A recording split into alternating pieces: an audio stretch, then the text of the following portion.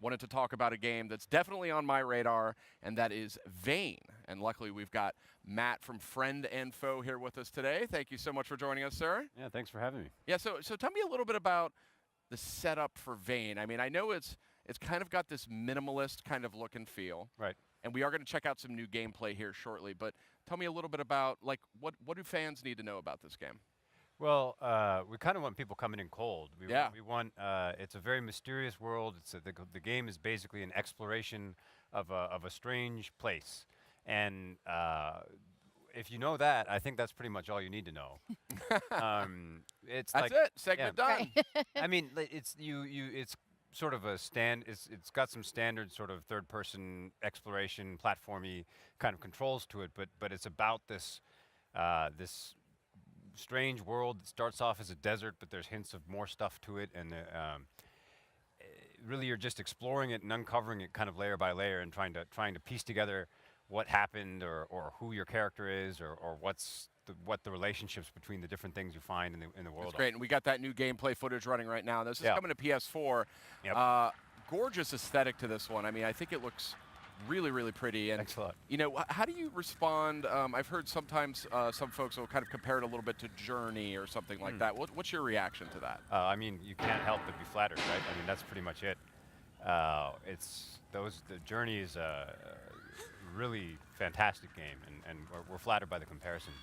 I think our game is a little bit different. Obviously, you ask any creator, Sure. and they're gonna talk about what makes their game unique. But It seems to have a little bit of a darker feel than Journey did.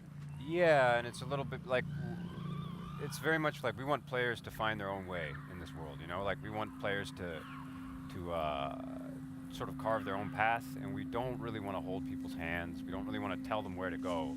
So, like in this big environment, we're not really showing you specifically where to go. You kind of have to find that out for yourself. Now the character just turned into a bird. That's- Did I just yeah. see that? That is worth mentioning. That I was think. Thank actually you for correct. that. Yeah. So when the game starts, you'll actually be a bird when the game starts. This section of the game is a little bit further in, and the character can transform. There's a mysterious kind of golden substance in the world that affects that transformation, and that golden substance also starts to have effects on other things in the world. And you might see some interesting, like the world kind of looking a little glitchy or moving around or whatever. That's the effect of that substance.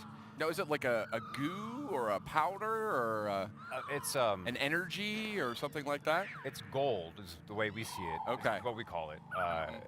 But it's sort of yeah, it's just a mysterious metallic substance. Okay. It's got this mysterious power to it. And here we're perching on this, you know, this pole or whatever this is, this bar with these other birds. How did that work? So there's some mechanisms. It's sort of unclear maybe why these mechanisms might be here, but they are there and you can interact with them. As a bird, you really can't do very much in this game.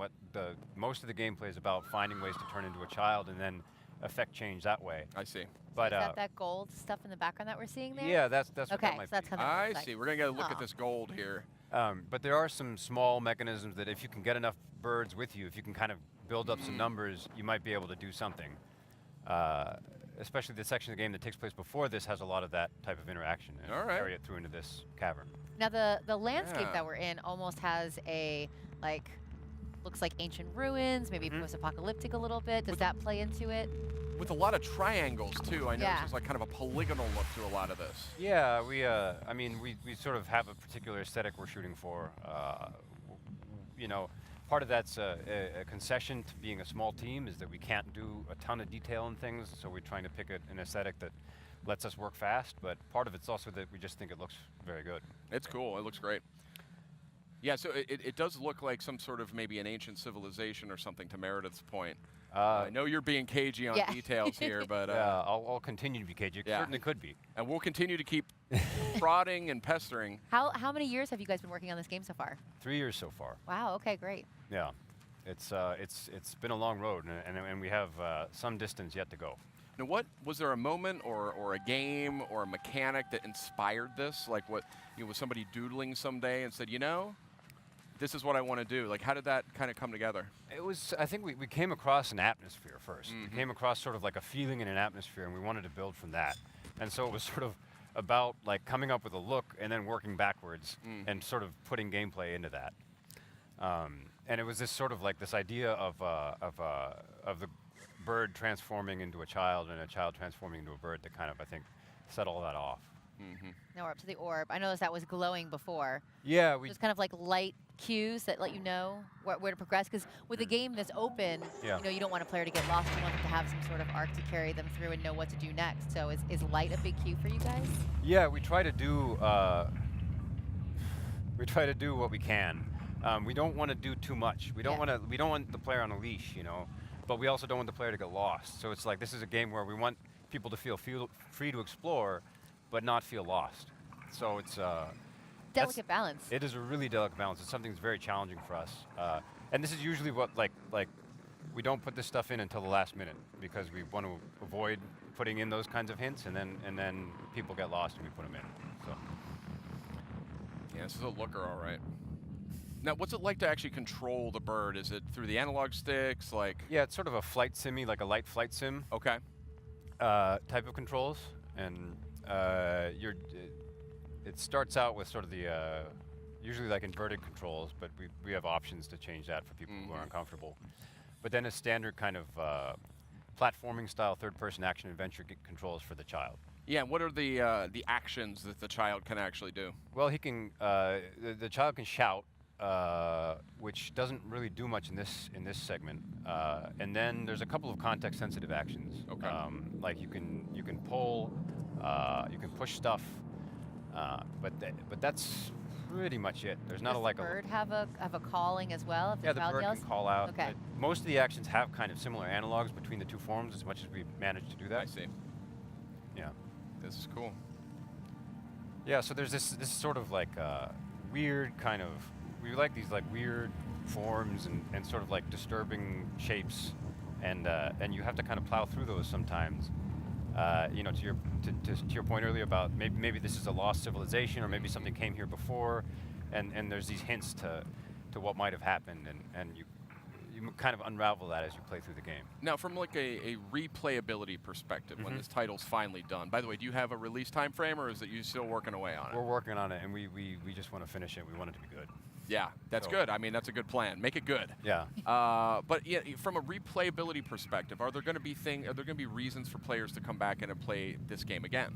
I imagine that the first time you play through this game, it won't make a ton of sense. Oh, okay. And so that it's once you get to the end, you might want to play it again to kind of get a little bit more context. I see. Okay. And there might be some things that you missed the first time. Like, okay. Like most of the stuff you're doing in this area here is actually optional. Like you don't have to set that bird free like you just did.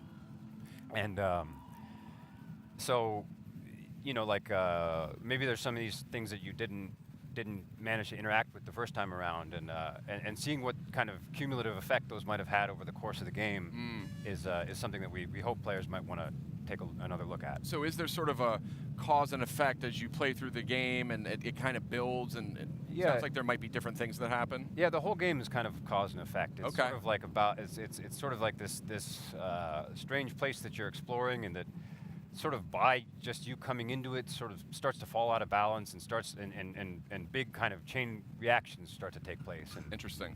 And so it's not just in the sort of crucial plot actions that you do, but in other things as well. It's almost like side quests in a way, something that outside the main story that are optional, but still add to the whole of the game. Yeah, and to be totally honest, we're actually not really sure what to do except for have those in the game. Like in terms of collectibles, we don't really want you to collect stuff. Yeah.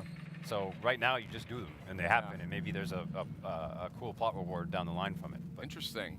Now, are there any titles? This game has great mystique, and clearly you know that, and clearly you're trying to preserve that as much as possible, which I totally appreciate.